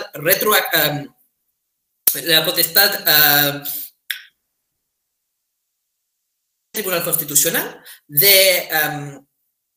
tenemos que eliminar todo el poder excesivo que tiene, porque además sabemos que el Tribunal Constitucional no falla como un tribunal de justicia, son ministros cuyas posiciones políticas son conocidas, son todos de nominaciones de partidos, asignaciones de partidos políticos, cuya posición ideológica se conoce. Entonces, eliminar el Tribunal Constitucional completamente. Se puede abrir una sala de la Corte Suprema que puede ver temas constitucionales con un mandato súper mínimo sobre la cantidad de casos que pueden ver, y tendría que ser un proceso así bien exigente para poder llegar a declarar una ley inconstitucional. Entonces, eso sí o sí debe estar en la Constitución. Otras cosas que deben ir en la Constitución son sobre el sistema político en sí. Estamos hablando muy poco de eso, pero el sistema hiperpresidencialista en Chile es un desastre. Si uno piensa en un sistema presidencialista versus un sistema parlamentario, ¿cómo funciona? En los dos casos, los gobiernos tienen ciertos límites después de haber ganado una elección. ¿Ya? En el caso parlamentario, se gana la elección, una mayoría en el Parlamento, y el gobierno puede hacer cosas impopulares, por ejemplo. ¿Ya? Porque, por ejemplo, ya ha ganado una mayoría democrática y quiere hacer una cosa que a corto plazo es impopular, pero el gobierno confía en que a largo plazo eso va a generar beneficios. Perfecto. Pero no puede hacer cosas que generan mucho dolor en la población, mucho sufrimiento, porque entonces van a hacer movilizaciones, protestas, y el Congreso con una mayoría simple puede hacer una moción de censura y se cae el gobierno. Imaginemos que tuviéramos el estallido con un sistema parlamentario. Con todo lo que estaba pasando, Piñera habría perdido una moción de censura. 50% más 1, se cae el gobierno. Imagínate COVID con un sistema parlamentario. Cuando llegó COVID, el desempleo real en Chile sube a 30%. Y de los que siguen el trabajo, la mayoría dicen que sus ingresos han bajado en 50%. Un tercio sin trabajo. Y los que siguen en trabajo, los que dicen que han perdido ingresos, han perdido 50% de sus ingresos. Un desastre. ¿Y qué ofrece el gobierno? Ingreso familiar de emergencia con un monto máximo de 65,000 pesos. Absurdo. Y la rabia y el dolor y el sufrimiento de la gente con ese tipo de política pública era enorme. ¿Cómo se resolvió eso en realidad? En Chile, con una reforma constitucional permitiendo el 10%. Pero eso es absurdo, el retiro del 10% de las pensiones. Pero eso es absurdo. ¿Por qué tenemos que cambiar la constitución para limitar la acción de un gobierno? Si fuera un sistema parlamentario, ¿qué habría pasado? Piñera habría perdido una moción de censura, habría salido del gobierno. Ahora la gente dice que los sistemas parlamentarios son muy inestables, porque se puede sacar el gobierno tan fácilmente. Pero ¿qué ocurre en el sistema presidencial? Si estuviéramos en Estados Unidos, por ejemplo, ¿ya? Y Piñera quiere hacer esta cuestión del ingreso familiar de emergencia. El Congreso estadounidense tiene muchos poderes. Puede subir impuestos, puede subir gastos, tiene control línea por línea del presupuesto. El Congreso chileno no tiene ninguna atribución y no podía proponer una política alternativa al COVID. Con la crisis de COVID, por ejemplo, el sistema parlamentario podría haber sacado Piñera. El sistema presidencialista podría haber corregido el presupuesto de Piñera. Los dos sistemas, ¿ya? La versión estadounidense del presidencialismo, la versión británica, por ejemplo, del parlamentarismo, los dos tienen mecanismos para corregir las acciones impopulares y dolorosas de un gobierno. El hiperpresidencialismo chileno, donde es imposible sacar al presidente, porque eso necesita 2/3, y es imposible corregir su presupuesto porque el Congreso no tiene atribuciones, es un desastre. Eso es el tipo de cosas que tiene que estar en la Constitución. Sacar el Tribunal Constitucional, sacar los quórums supermayoritarios, sacar el hiperpresidencialismo y generar más vínculos democráticos entre los ciudadanos y la población, ¿verdad? Y el gobierno. Por eso yo creo iniciativa popular de ley, plebiscitos locales, referéndum revocatorio. Hay muchas formas que se pueden vincular los ciudadanos en su participación temprana y vinculante con el proceso político. Tenemos una constitución que actualmente limita la participación. Necesitamos una constitución que aumenta la participación. Entonces, esos temas netamente políticos es lo que deben estar en la constitución. Estamos hablando de políticas públicas, superar el neoliberalismo, y esas son cosas que hacen las leyes simples. Pero para poder hacer esas leyes simples necesitamos democracia. Y son las reglas democráticas que deben estar en la Constitución. Y esos son Tribunal Constitucional, quórum de leyes supermayoritarios, sistema presidencialista o hiperpresidencialista eliminado. Más mecanismos de democracia directa o de participación ciudadana en las leyes. Eso. Sí o sí. Última pregunta, porque ya respondí a lo de Diego, era Alejandra, ¿qué tipo de modelo nos conviene? Yo soy bastante simple con eso. Yo creo que en 2011 los estudiantes nos hicieron un tremendo favor, porque yo en las clases de política pública siempre hablo de derechos sociales. Hablaba de derechos sociales, pero eso fue un tema académico, uno podría explicarlo. Hoy en día, si yo digo derechos sociales universales, todo el mundo me va a entender. Y eso es única y exclusivamente gracias a las tremendas movilizaciones sociales de 2011. ¿Qué necesitamos en Chile? Derechos sociales universales. ¿Cómo se puede financiar eso responsablemente? Con un Estado planificador que diversifica la economía, que sube su nivel tecnológico para que podamos financiar derechos sociales universales. Eso es el modelo que necesitamos, diría yo. Eso. Muchas gracias, Hassan. Hassan, para ser justo, son las 9:33. Vamos muy, como te digo, concentrados, interesados en todo lo que estás hablando. De hecho, hemos estado sobre 60 personas que no se han movido de las explicaciones, pero nos quedan 4 preguntas. Dime tú si acortamos o las hacemos. Son preguntas de... Ok. Sigue entonces Cristian Díaz. Hola, Hassan. Buenas noches. Muchas gracias por estar acá. Tu charla ha sido, la verdad, que fantástica. Mira, la verdad que es una pregunta bien directa y nos quedó pendiente de la charla anterior con Matías Azún, y él nos sugirió hacerte esta pregunta. Él planteaba que qué pasaba en el caso de que se apruebe el TPP-11. ¿Qué pasa si nosotros logramos una nueva constitución, por ejemplo, la protección del agua? ¿Cómo afecta eso el día de mañana a una empresa? Si la empresa demanda, hay que indemnizarla. ¿Cómo funciona en realidad? Porque en definitiva el TPP lo que hace es un tratado internacional que es, ¿cómo se llama?, proteccionista hacia las multinacionales. En todo ámbito, comercial y jurídicamente. Eso, gracias. ¿Hacemos otra o contestas? Ok. No, sí. Sigue entonces Eduardo Olmedo. Eduardo, ¿está por ahí? Sí, aquí estoy. Muchas gracias. Hola, muchas gracias, Hassan. Muchas gracias, Roberto. Muchas gracias a todos los compañeros y compañeras. Soy Eduardo Olmedo, dirigente barrial del Paseo Bulnes y director del Sindicato Nacional de Profesionales de CONAF. Yo quería discrepar un poco en esto. O sea, el tema del liberalismo no es de ahora.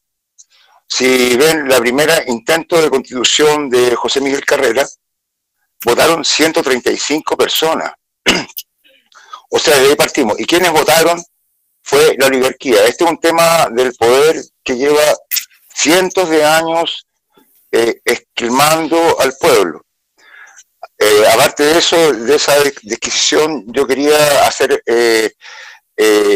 acto sobre cómo el gobierno hoy día pretende tener un proyecto de ministerio exportador, y yo lo digo exportador de paltas, como está propiciando Walker, con suma urgencia.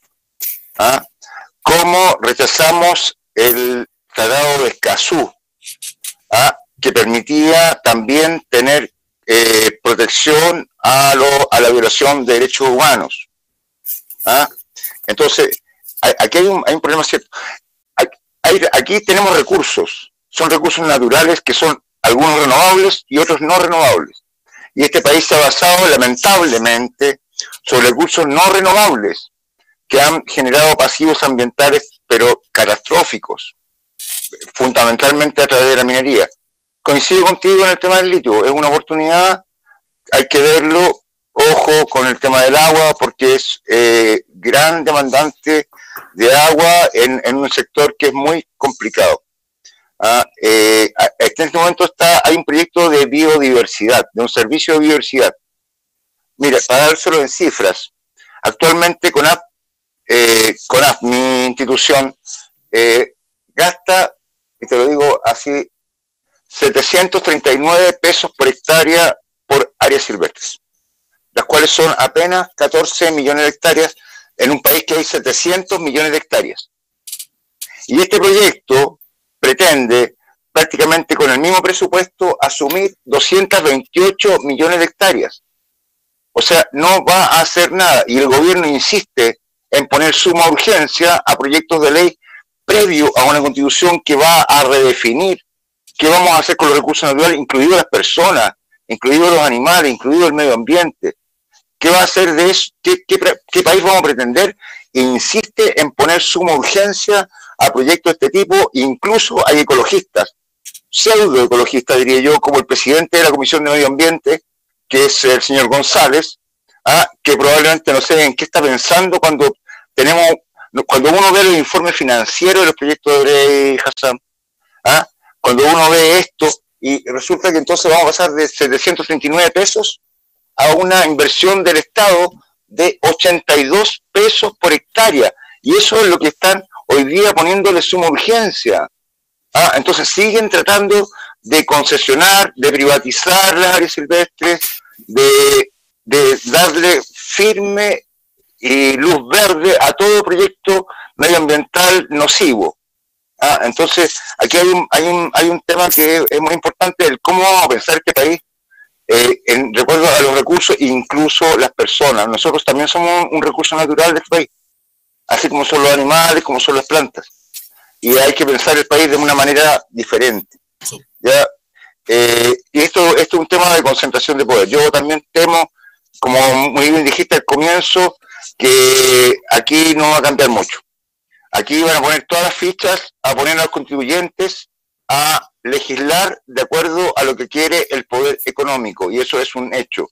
Y hay que estar muy conscientes de eso. Muchas gracias. Gracias, Eduardo. Gracias por los datos. Muy interesante. Pregunta Mirta Vera.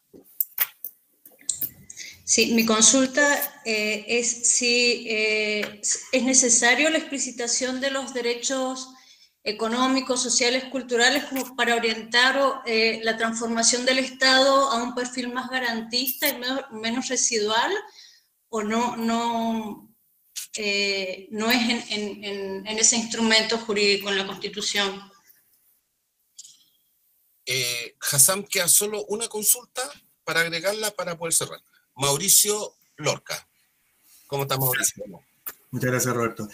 Buenas noches, Hassam. Muchas gracias por tu tiempo y por la claridad de tus explicaciones.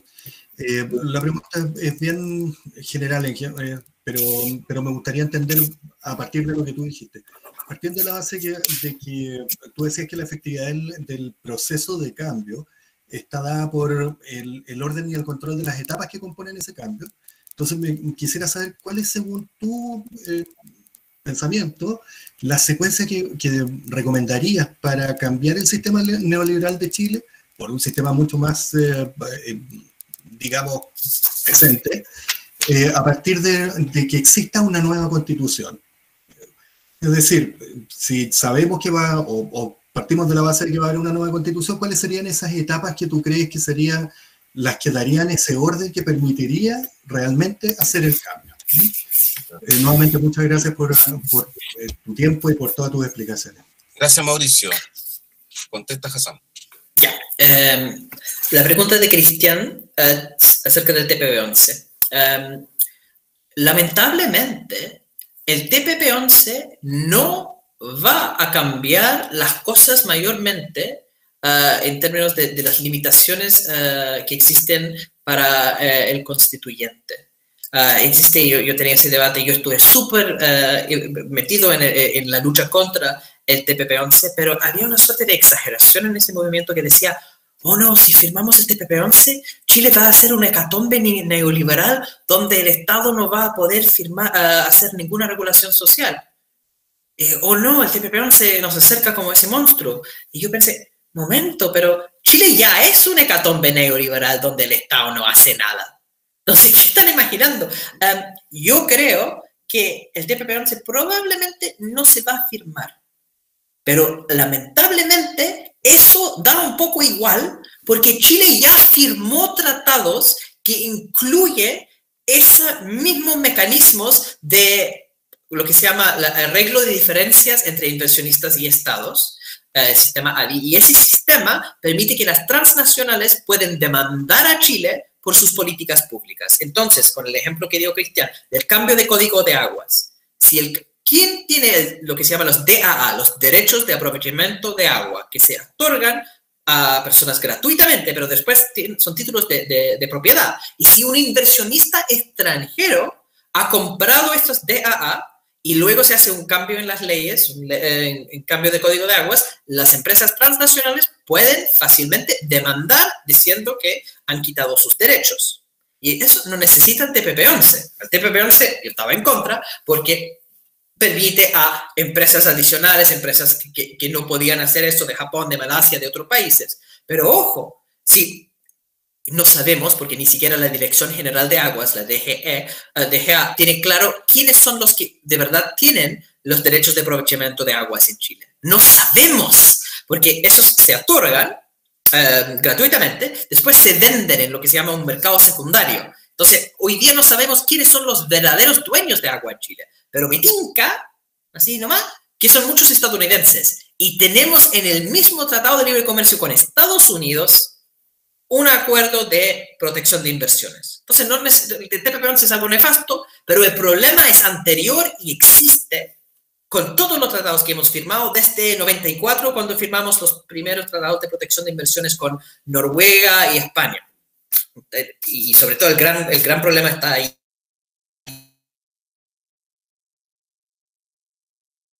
Que uno podría, por ejemplo, denunciar los tratados, ¿ya? Y si uno denuncia los tratados, entonces uno sale de esos acuerdos. Hay varios problemas con eso. En el caso, por ejemplo, yo estaba pensando mucho en AFP, pero por ejemplo, una AFP es propiedad de una empresa italiana, ¿ya? El Tratado de Libre Comercio con Italia, si uno sale de él, dura, porque hay lo que se llama una cláusula de atardecer. Y eso implica que 5 años después de haber denunciado el tratado, pueden seguir demandando las transnacionales. Entonces, eso demora mucho el proceso de transformación. Pero el problema no es solo eso. Es que en el caso estadounidense uno denuncia el tratado y en 180 días uno está libre. Entonces podemos salirnos de la jurisdicción de esos tribunales simplemente denunciando el tratado. Pero entonces nuestros exportadores que venden a Estados Unidos pierden todos sus beneficios arancelarios, que tienen que pagar tremendos impuestos entonces a la hora de vender a Estados Unidos. Y lamentablemente eso implica que no podemos recibir los dólares de Estados Unidos que necesitamos para comprar todos los bienes y servicios, los medicamentos y las cosas para tener nuestros derechos de salud, los ingresos y productos para tener nuestros servicios de educación, vivienda, etcétera, etcétera. Para financiar los derechos sociales necesitamos comerciar, entonces no es tan fácil deshacernos de la jurisdicción de esos tribunales. No es imposible, pero no es tan fácil.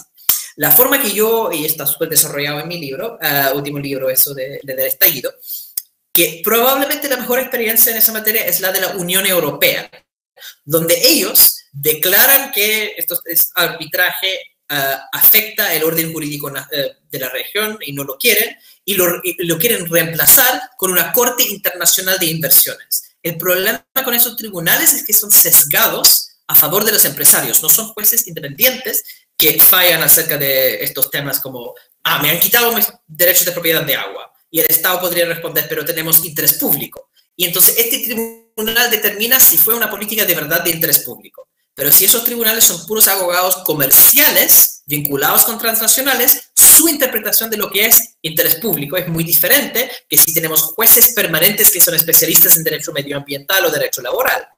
Entonces lo que propone Europa es crear una Corte Internacional de Inversiones con especialistas permanentes, jueces permanentes en vez de esos árbitros. Y esa es una posibilidad que está teniendo creciente influencia en el mundo, y eso podría ser una forma de evitar el problema de arbitraje frente a los problemas del agua, de los problemas de pensiones y todas las demás políticas donde los inversionistas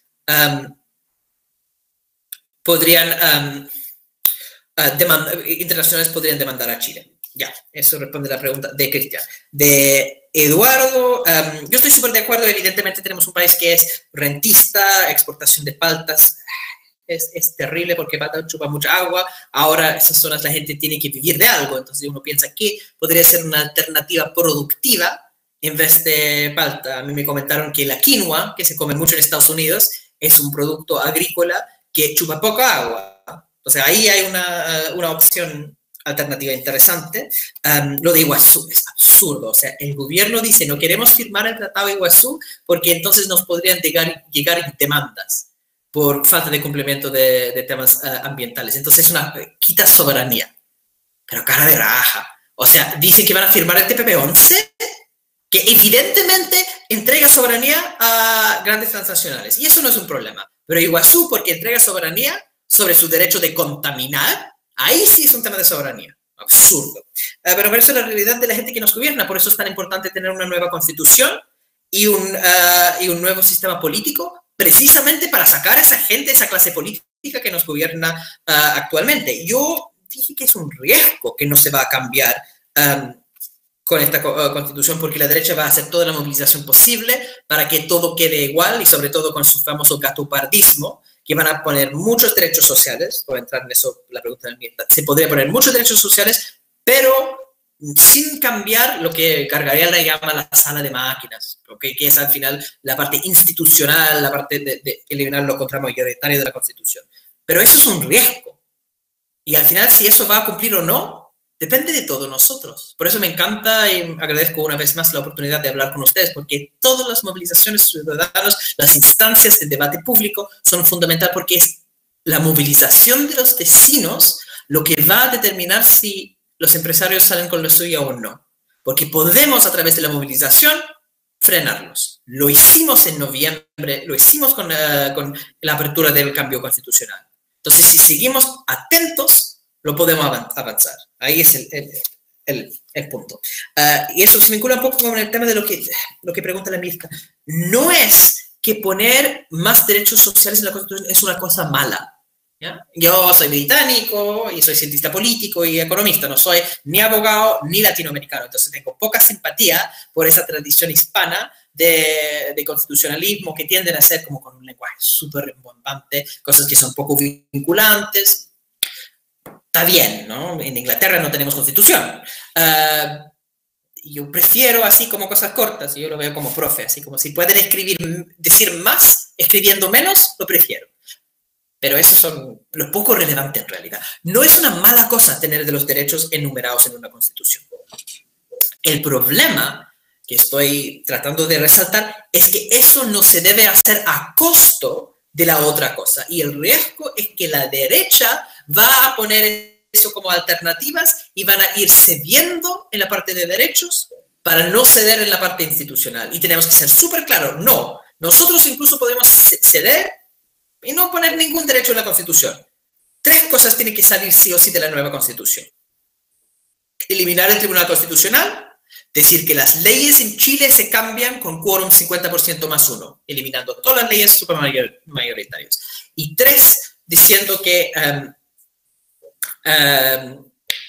el hiperpresidencialismo, el poder exclusivo del presidente de llevar su presupuesto y además no salir de su puesto en 2/3, eso se tiene que cambiar. Son los 3 que son indispensables. Todos los demás se pueden negociar porque honestamente son cosas de política pública, se puede cambiar después, pero si no cambiamos esas 3 cosas, entonces una constitución garantista que tiene una larga lista de derechos, pero siguen esos 3 elementos, vale nada. Entonces lo fundamental es cambiar esas 3 cosas. Los demás, está bien, no estoy en contra, pero esos 3 son fundamentales primero. Y la última pregunta de Mauricio, los pasos para la transformación. Ya, asumiendo, entonces, porque yo dije, primer paso es cambio constitucional, después el cambio político, ¿ya? Porque al final uno asume que entonces un gobierno que de verdad es antineoliberal. Hemos tenido puros gobiernos de la clase política actual que está en maridaje con el gran empresariado y siempre han terminado reforzando el neoliberalismo. Yo, haciendo la publicidad, si pueden ver en Busca Libre, pueden comprar el libro mío, que además del análisis de la Constitución, tiene todo un análisis en lujo de detalle del gobierno de la señora Bachelet, ahí donde todos los problemas, donde ella propuso originalmente cambiar el modelo neoliberal y terminó defraudándonos a todos, haciendo más de lo mismo. Y ahí es el análisis de cómo siempre tenemos gobiernos de la clase política. Entonces, lo que necesitamos es una nueva constitución y romper el binominal y tener otro tipo de política en Chile. Pero supongo que la pregunta de Mauricio es, después de eso, ¿cómo se hacen los cambios? Bueno, yo creo que es muy importante, para evitar problemas tipo unidad popular, financiar eso bien. Entonces, yo diría que un primer gobierno serían 2 cosas. Una reforma tributaria profunda, donde las riquezas de los grandes empresarios se quita, ¿ya? Porque no todas sus riquezas, sino que tienen esas rentas que son más allá de lo que ganarían en un contexto competitivo.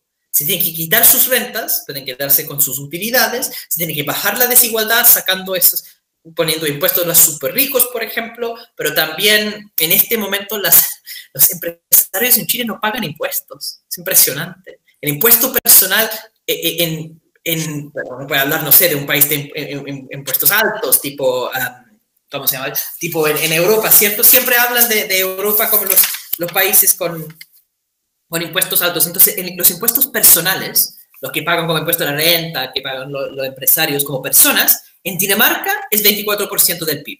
Es alto porque Dinamarca es un país de izquierda, digamos. En Estados Unidos, que es un país facho, digamos, Estados Unidos de Trump, es 10,5% del PIB. ¿Saben cuánto es en Chile? 1,8. 1,8. Eso es el problema, que en Chile impuestos personales son bajísimos. Eso se tiene que cambiar cambiando lo que se llama el sistema integrado. Yo creo que cambiar los impuestos es probablemente la primera cosa para financiar los cambios. Y junto con eso, porque va a ser un tema de todo un gobierno, el cambio en el sistema de las pensiones. Yo creo que esas son las dos cosas fundamentales que hay que hacer en un primer gobierno. Cambiar el sistema de salud sería probablemente el segundo gran desafío. O sea, pensiones primero, después salud, el código laboral que mencioné está ahí, y en paralelo a todo eso, un Estado planificador que financia los derechos sociales. Pero iría primero tributario, después pensiones, después salud. Eso en términos de las grandes políticas públicas son, en mi opinión, lo prioritario. Eso, muchas gracias. Muchas gracias, Hassán. Creo que ha sido una clase magistral a un tema complejo, con tantas aristas, con tantos datos, con tantas ciencias distintas que operan sobre este tema, pero insisto en lo que comentan los propios compañeros y compañeras con la capacidad didáctica que han logrado contarnos, bueno, y nosotros también ir incorporando toda esta información como ciudadanos, porque yo te debo contar que Amigues Social es un grupo de ciudadanos comunes y corrientes, y que se nos ocurrió juntarnos en base a distintas causas, pero pensando en este país mejor, testeando de que teníamos un sistema abusivo y que producía desigualdades como es el neoliberalismo, pero también empezar a comprender cómo se desarticula esto, cómo se ensambla esto, y ya empezamos a entender de que esta tarea es un desafío grande. No basta la Constitución, o sea, eso es clarísimo. Hay un montón de leyes que hay que reescribirlas, no sé, pero hay que construir el radiel sobre el cual estas leyes de la política pública tienen que volver a generarse para ir construyendo un país bastante mejor. Te agradezco enormemente tu tiempo, tu talento, tu capacidad, tu conocimiento, etcétera. Creo que quedamos todos llenos de información. Te cuento que también nosotros como comunidad después vemos estas charlas y las analizamos, así que a todos los compañeros y compañeras que quieran integrarse al grupo de contenidos donde analizamos todas y cada una de las charlas que vamos viendo, porque tenemos una wiki personal de Amigues donde vamos escribiendo como la idea fuerza que obtuvimos de la conversación contigo.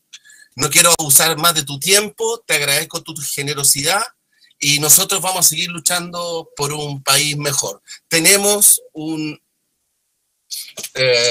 costumbre, así que invito a todos a desactivar o a conectar sus micrófonos. Y darle un gran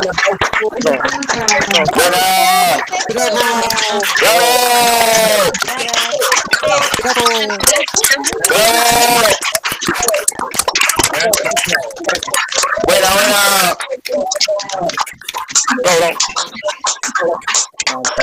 Gracias. Bravo. Y ahora voy Muchas gracias. Muchas gracias por la invitación. Gracias a ustedes. Gracias, Hassán. Grande. Gracias por todo. Muchas gracias a todos por la compañía. ¿Dónde se puede encontrar el libro? Les comentamos que la próxima semana va a abrir la charla o el ciclo de charlas con nosotros Mauricio Daza, que siento que es amigo personal también de Hassán. Bueno, venimos de Matías. Han hecho todo hiper ciudadanos. Sí. Hassan, preguntan el nombre del libro.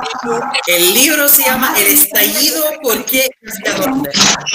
¿Dónde se encuentra el libro? Cierran un poquito los libre. Busca libre. Ya, gracias. ¿Cómo se llama el libro?